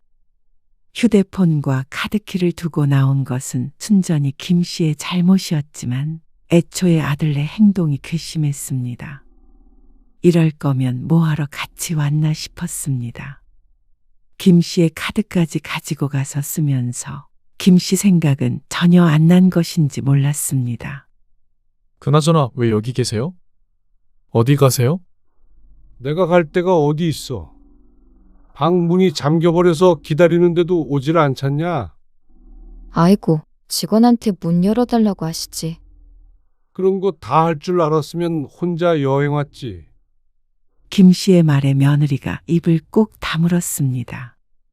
토라진 표정을 지은 것 같기도 했지만 김 씨는 눈에 보이는 게 없었습니다.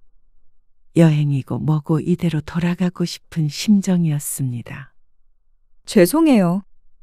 오늘 날이 추워가지고 호텔에 계시는 게 나을 것 같았는데 모시고 갈 걸 그랬어요. 호텔에만 있을 거면 뭐하러 오느냐고. 거의 하루가 다 지나가고 있었습니다. 저녁에는 아버지 드시고 싶은 거 드세요. 한국 음식 파는 곳 알아볼까요? 아들들은 김 씨의 비위를 맞추기 위해 노력했습니다. 김 씨는 한숨을 쉬고 말았습니다. 따지고 보면 괘씸하긴 해도 방에만 있었더라면 이렇게까지 화내지 않았을 것 같았죠. 그날 저녁은 일본 소고기를 먹었는데 그건 김 씨의 입맛에도 맞았습니다.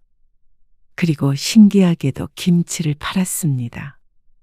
맛이 한국 식당에서 먹는 김치와 비슷했죠. 입맛에 맞으세요? 그래. 맛있네. 내일도 아버지 드시고 싶은 거 드세요. 맛은 있었지만 어마어마한 금액이 나왔습니다. 술까지 먹으니까 40만 원 후반대가 나왔습니다. 인원이 많기도 했지만 아이들이 있는 걸 생각하면 한 끼에 먹기엔 큰 금액이라고 생각했습니다. 일본 소고기는 원래 이 정도 가격인지 아니면 조금 비싼 곳인지 알 길이 없었습니다. 그리고 다음 날은 웬 전망대 같은 곳을 간다고 했습니다. 전날과 같은 일이 벌어지지 않게 김 씨도 따라 나섰습니다. 아내는 옷도 여러 겹 껴입어서 그렇게 춥지는 않아 다행이었죠. 그런데 고소공포증이 있는 김 씨는 올라가는 게 불가능해 보였습니다. 웬 엘리베이터를 타고 높이 올라가는데 전부 유리로 되어 있어 가고 싶지가 않았습니다. 아, 그래도 여기까지 왔는데. 원망스럽다는 듯한 말에 김 씨도 발끈하고 싶었습니다. 김 씨가 높은 곳을 싫어해서 관람차도 안 탄다는 걸 뻔히 알고 있는데 왜 이런 데를 오자고 한 것인지 몰랐습니다. 여기까지 왔는데 돌아갈 순 없으니까 저희끼리 얼른 다녀올게요. 김 씨는 또다시 버려졌습니다. 김 씨를 1층에 남겨둔 채로 나머지 가족들이 전부 올라가 버렸죠. 그나마 실내에 있어서 춥지는 않았지만 여행에 너무나도 회의감이 들었습니다. 1시간쯤 기다리니까 아들네가 내려왔습니다. 아버님 기다리시니까 후딱 사진만 몇 개 찍고 내려왔어요. 뭘 봤는지도 모르겠네. 사람들은 다들 구경하고 그러던데? 아쉽긴 하죠. 김 씨만 죄인이 된 것처럼 눈치를 줬습니다. 김 씨는 어이가 없었습니다. 못 기다리니까 다른 데 가자고 한 것도 아니고 전화 한 통 안 하고 얌전히 1층만 구경하며 기다리기만 했는데 말이죠. 아들도 그렇고 며느리도 그렇고 김 씨가 동행한 여행에 불만이 많은 것 같았습니다. 그러니까 자꾸 버려두고 가고 싶은 모양이었습니다. 그런데 김 씨는 함께 점심을 먹으러 가서 폭발할 수밖에 없었습니다. 아버지, 여긴 한국이 아니에요. 어떻게 계속 입맛에 맞는 음식만 먹어요? 날이 추우니까 뜨끈한 국물이 있는 식당이었으면 좋겠다는 말에 작은 아들이 인상을 쓰며 대꾸한 말이었습니다. 김 씨가 무슨 돼지국밥을 먹고 싶다고 한 것도 아니었고 육개장 한 사발 먹으러 가자고 한 것도 아니었는데 과한 반응이었습니다. 아마 아들네도 불만이 쌓여 폭발한 것이었겠죠. 네, 아버님. 여행지에 왔으면 안 먹어본 것도 먹고 이것저것 경험을 해봐야죠. 이것도 싫다, 저것도 싫다 하시면 모시고 다니는 자식들 힘들어요. 농담식으로 말하고 싶었는지 말투는 가벼웠지만 그 안엔 짜증이 있었습니다. 어처구니가 없었습니다. 이거 싫다 저거 싫다 한 적도 없었고 김 씨도 최대한 자식들 말에 따르려고 노력했습니다. 그런데 의견도 하나 못 낼 정도면 뭐하러 같이 여행하나 싶었습니다. 그리고 그렇게 자식들이 불만이 쌓일 만큼 같이 다니지도 않았습니다. 자꾸만 두고 가는데 그럴 시간이 있을 리가요. 물론 김 씨도 알게 모르게 투덜거렸을 수도 있었습니다. 날도 추웠고 높은 곳도 싫어하기에 자식들이 보기엔 김 씨가 까탈스럽게 군다고 여겼을 수도 있었죠. 그런데 이 정도는 자식도 이해해 줄 수 있는 문제 아닌가 싶었습니다. 뭐가 그렇게 못마땅한지 몰라도 김 씨도 힘들었습니다. 나이 들어 해외를 여행한다는 것은 유연한 젊은이들과는 조금 달랐습니다. 그래도 노력 중이었죠. 하지만 그런 김 씨를 외면하고 타박만 하는 자식들. 그 와중에 결제는 김 씨의 카드로 잘만 했습니다. 김 씨에게 불만은 있어도 김 씨의 돈엔 불만이 없는 모양이었죠. 비행기표 끊어라. 네? 나 지금 한국 돌아갈 테니까 얼른 비행기표 예약하라고. 그게 무슨 말씀이세요? 그 카드도 이리 내. 아버지 카드요? 그래. 어서 내놓지 못해. 김 씨의 말에 아들이 얼떨결에 김 씨의 카드를 돌려주었습니다. 아버지, 당장 비행기표 끊어라. 이 여행 난 더는 못하니까. 왜 그러시는데요? 왜 그러냐고. 그걸 몰라서 그래. 지금 내가 뭐 때문에 1,000만 원 넘게 들여가면서 너희랑 같이 여행 온 거냐? 내 생일이라고 여행 오자고 했던 거 아니냐? 그렇죠. 근데 이게 뭐야? 이래서 혼자 있어라, 저래서 혼자 있어라. 여기 와서 뭘 한 것 같지도 않다.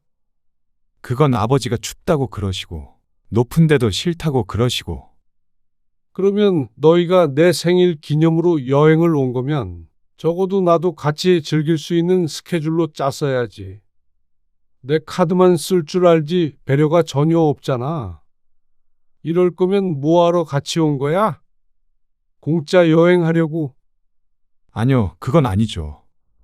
하나도 즐겁지도 않고 뜨끈한 국물 있는 음식 먹자고 말 한마디 하는데 그렇게 죽자고 달려드는데 내가 이 여행을 계속하고 싶겠어. 아버지, 죄송해요. 안 그럴게요. 이틀만 더 있으면 되는데 어떻게 지금 돌아가요? 비행기표도 없을 거고 호텔 값은요. 아깝잖아요. 하나도 안 아깝다. 남은 여행 동안 이렇게 있을 거 생각하면 그깟 돈 좀 날리고 집에 가는 게 나아. 아버님, 저희는 그런 뜻이 아니었어요. 죄송해요. 네, 아버님. 기분 푸세요. 앞으로는 이런 일 없을 거예요. 김 씨는 대답하지 않았습니다. 당장 돌아가는 게 무리라는 건 알았습니다. 그런데 전처럼 카드도 내주고 자식들 눈치 보면서 끌려다니는 여행은 하고 싶지가 않았습니다. 김 씨가 별말 없이 자식들 말에 따르고 모든 걸 자식 위주로 생각했더니 자식들이 그런 김 씨를 배려하는 게 아니라 무시하고 있는 것 같았습니다. 그렇다면 김 씨도 자식들을 배려할 필요가 없었습니다. 그 뒤부터는 김 씨는 아들에게 카드를 주지 않았습니다. 내가 먹기 싫은 게 있으면 억지로 먹지 않았고 가기 싫은 곳이 있으면 싫다고 말했습니다. 그러니까 오히려 자식들이 김 씨의 눈치를 보며 더 잘했습니다. 밥값도 자식들끼리 모아서 냈고 김 씨의 의견을 물었습니다. 그렇게 남은 여행을 마쳤죠. 하지만 그런다고 한들 김 씨의 마음이 풀린 것은 아니었습니다. 이번 여행에서 얻은 교훈이 있었습니다. 아버님, 저 일찍 퇴근해 볼게요. 오늘 30분 지각했잖아. 그런데 1시간 일찍 퇴근하겠다고? 죄송해요. 연우랑 진우가 오늘 소풍 다녀왔는데 피곤할 것 같아서 조금 일찍 데리러 가려고요. 그래. 그렇게 해라. 네. 감사해요, 아버님. 대신 월급에서 깔 거니까 그건 알아도. 네? 그게 무슨 말씀이세요? 자, 이게 지금 근무 시간이거든. 어제도 20분 늦었고 그저께도 30분 늦게 왔어. 퇴근은 10분, 20분씩 일찍 했고. 이거 다 환산해가지고 월급에서 다 차감할 거야. 아버님, 가족끼리 왜 그렇게까지 하셔요? 몇십 분 정도는 좀 봐주실 수도 있지. 며느리가 서운하다는 듯이 말했습니다. 하지만 그간 이런저런 사정을 봐줘가며 일했더니 며느리는 더욱 게을러졌습니다. 이 일을 시부를 우습게 봤거나 둘 중 하나겠죠. 뭐든지 배려한다고 능사가 아니었습니다. 그리고 다음 달부터는 원래 주던 월급으로 줄 거다. 그동안엔 보너스 개념으로 좀 더 넉넉히 넣어줬었는데 굳이 그럴 필요가 없었습니다. 그럴 거면 차라리 더 빠릿빠릿한 대학생 알바생을 쓰는 게 나았습니다. 이리저리 어떻게 하면 일을 덜할까 궁리하는 며느리보다는 말이죠. 그러자 며느리는 할 말을 잃은 듯 했습니다. 김 씨는 신경 쓰지 않았습니다. 그게 싫다면 다른 일을 알아보면 됐습니다. 남들과 똑같이 대접받는 게 싫다면 말이죠. 며느리는 결국 시간을 채우고 집에 갔습니다. 그리고 다음 날 큰 며느리가 또다시 친구들을 데리고 카페에 왔습니다. 32,500원. 네? 결제해야지. 여자 셋이 와서 케이크 종류까지 시켰으면서 결제할 생각을 하지 않는 며느리. 그걸 가만히 뒀더니 그게 자신의 권리인 줄 아는 모양이었습니다. 김 씨는 끝까지 며느리를 쳐다보았습니다. 그러자 며느리가 마지못해 결제를 했습니다. 아마 다음부터는 김 씨의 카페로 오지 않을 수도 있었습니다. 돈을 내야 한다면 굳이 이곳으로 올 필요도 없겠죠. 이렇게 보니까 김 씨도 참 바보같이 굴었던 것 같았습니다. 호의가 계속되면 권리인 줄 안다는 게 딱 김 씨의 가족을 뜻하는 말이었습니다. 생각 같아서는 여행 갔던 비용을 전부 청구하고 싶지만 그건 김 씨가 내기로 약속하고 간 거라 그렇게 쪼잔한 짓은 하지 않았습니다. 하지만 앞으로는 또 다른 이야기였습니다. 이제는 김 씨는 자식들을 위해 한 푼도 손해보지 않을 예정이었습니다. 이런 자잘한 부분에 있어서도 김 씨의 재산에 있어서도 말이죠. 어느 날 김 씨는 자식들을 불렀습니다. 유언장을 보여주기 위해서였습니다. 여행에서 돌아온 날부터 천천히 준비한 것이었습니다. 이게 뭐예요? 나 죽으면 재산 전부를 기부하겠다는 유언장이야. 그러자 다들 난리가 났습니다. 그게 무슨 말씀이세요? 말 그대로야. 생각해보니까 너무 아깝잖냐? 자식이라고 하더라도 부모 생일도 기억 못해. 여행에서는 지들끼리 희희낙낙. 그런데도 부모 죽으면 그 돈을 고스란히 가져가는 건 너무 불공평하지. 그럴 거면 내가 쓸 거 다 쓰고 어려운 사람들 돕고 사회에 공헌하는 게 낫겠다 싶어서. 그게 말이 돼요? 아니, 아버지. 법을 잘 몰라서 그러시는 것 같은데. 그렇게 하더라도 저희가 상속자라서 유류분 청구하면 다 받을 수 있어요. 너야말로 법을 잘 모르나 본데. 전부 받을 순 없지. 그 절반밖에 못 받는 거 모르냐? 그러자 아들들이 꿀먹은 벙어리가 되었습니다. 김 씨도 그동안 이리저리 알아보고 결정한 것이었습니다. 아무리 서운한 일이 있으시다고 저희한테 그러실 순 없으세요. 애엄마한테도 서운하게 하셨다면서요? 나는 원칙적으로 할 거야. 이제부터. 그리고 내 재산 내가 마음대로 하겠다는데 그럴 수 있고 없고를 왜 네가 판단해?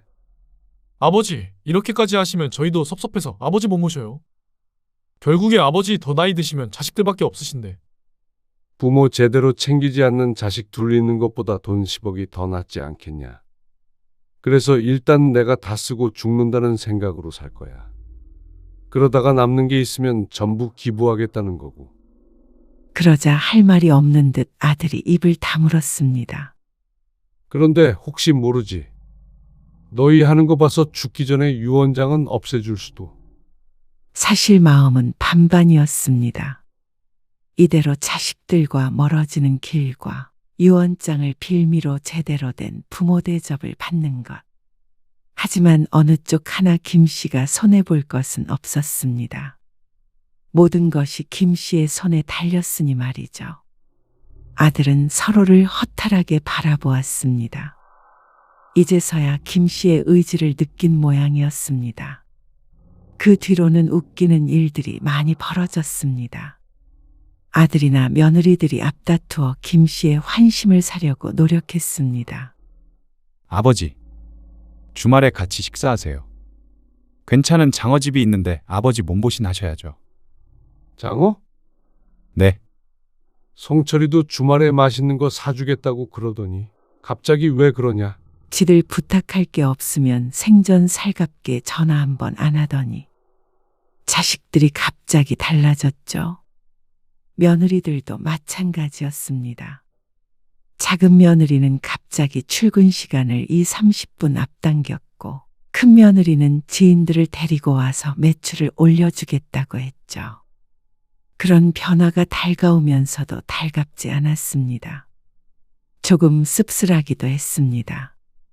물질적인 조건이 아니면 부모란 존재가 자식에게 어떤 위치인가를 더욱 명확하게 깨닫게 되었습니다. 하지만 자식에게 무시당하는 것보다 돈 때문에라도 대접받는 게 나았습니다. 어떻게 보면 자식을 위협할 수 있는 재산이 이만큼이라도 있는 게 다행이라고 생각했습니다. 그게 아니었다면 지금쯤 전세는 서로 반대가 되었을 테니 말이죠. 아버지, 여름 휴가에 다 같이 놀러 가는 게 어떠세요? 아, 물론 비용은 저희들끼리 반반씩 내기로 했어요. 어느 날 아들이 물었습니다. 그래서 김 씨가 대답했습니다. 올해 나는 친구들이랑 중국 여행 가기로 했다. 너희는 너희끼리 놀아. 아, 그러세요? 김 씨는 자식들에게 의지하지 않기로 했습니다.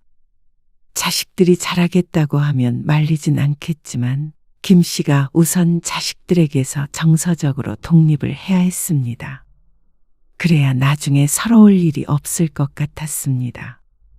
그리고 그렇게 마음먹으니까 김 씨는 더 이상 자식들 눈치를 안 볼 수 있었습니다. 자식들도 그러니까 더욱 잘하려고 부모 눈치를 받고 말이죠. 자식을 사랑하는 방법도 부모를 공경하는 방법도 결국은 적당한 거리를 유지하는 것이었습니다.